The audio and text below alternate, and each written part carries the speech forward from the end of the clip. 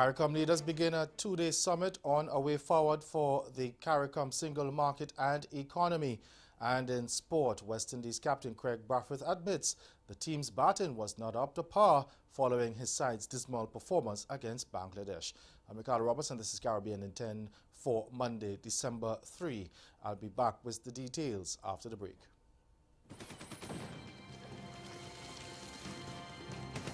September 5th saw the commencement of trench warfare as soldiers on both sides dug in.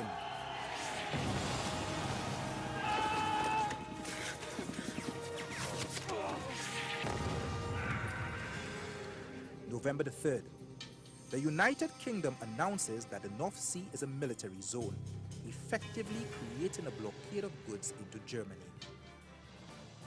Next time on Coalition Corner, standing up for human rights. We're not going to get there if we don't start looking at stigma and discrimination and providing legal ways of persons getting redress when they face stigma and discrimination. Should government take the lead?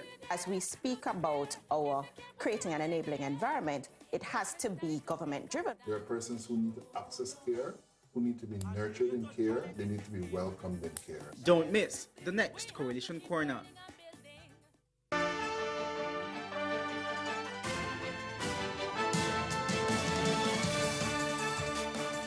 CARICOM leaders begin a two-day special summit in Trinidad and Tobago today, discussing ways of improving the single market and economy, the CSME.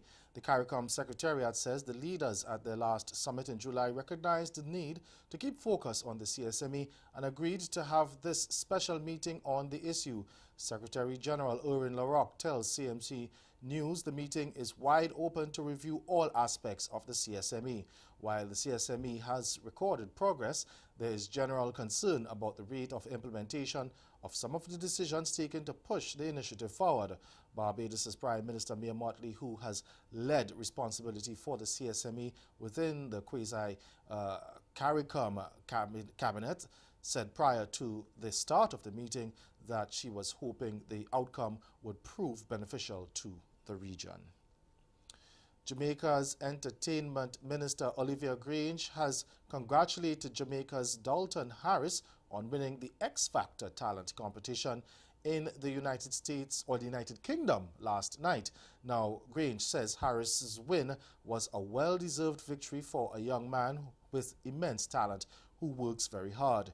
The Entertainment Minister, who attended the final of the competition, says Harris's victory caps a very good week for the promotion and celebration of Jamaican music talent.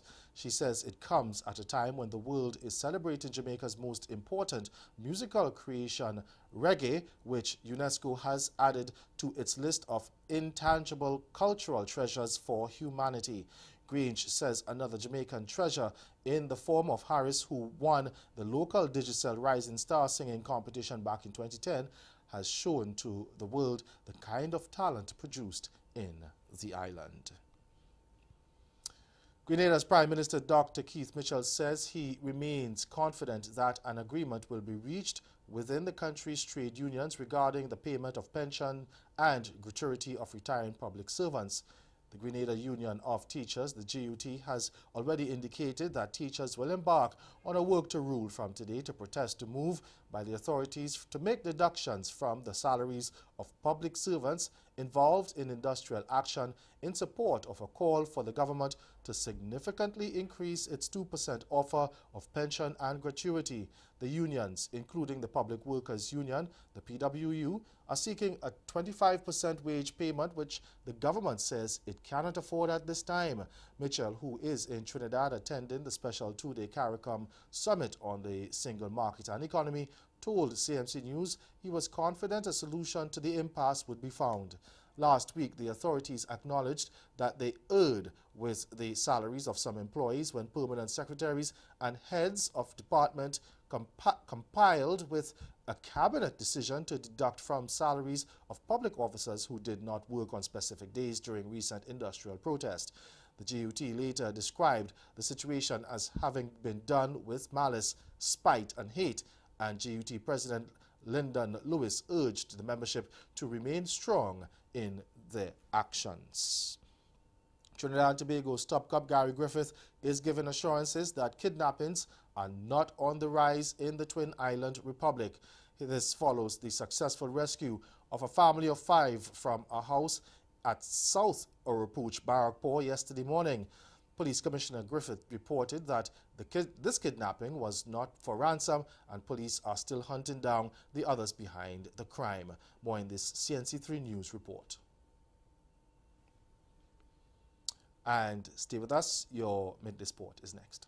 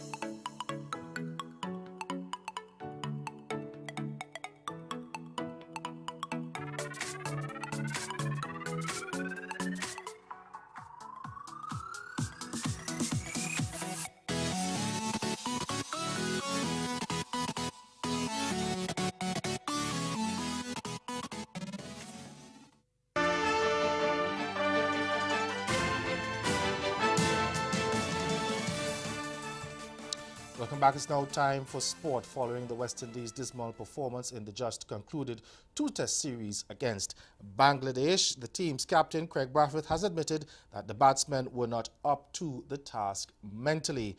The West Indies crumbled to an embarrassing innings and 184 runs defeat to Bangladesh on Sunday to lose the 2-test series 2-0.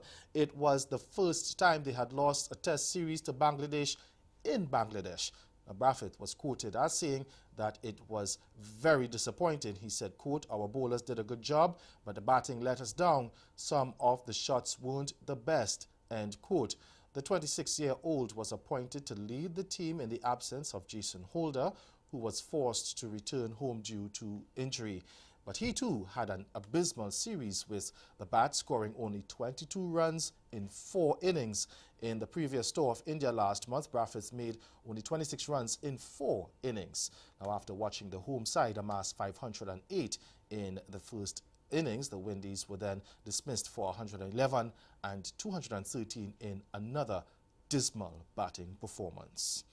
And power hitters Rovman Powell and Andre Russell both played electrifying innings to help Northern Warriors capture their first T10 league title with a 22-run victory over Paktoons yesterday. Now, Powell smashed a sensational unbeaten 61 from just 25 balls with 8 boundaries and 4 sixes, and Russell blazed 38 from just 12 deliveries to help the Darren Sammy-led Warriors to 140 for 3 from their 10 overs. Andre Fletcher then top scored with 37 from 18 balls, but Paktoons fell woefully short as they could only muster 118 for 7 of their 10 overs. It was sweet revenge for the Warriors, who were beaten by Paktoons in the first eliminator and made to defeat the Bengal Tigers in the final qualifying match. That's Caribbean in 10. Join us again at 6:30 for Caribbean Newsline. Good afternoon.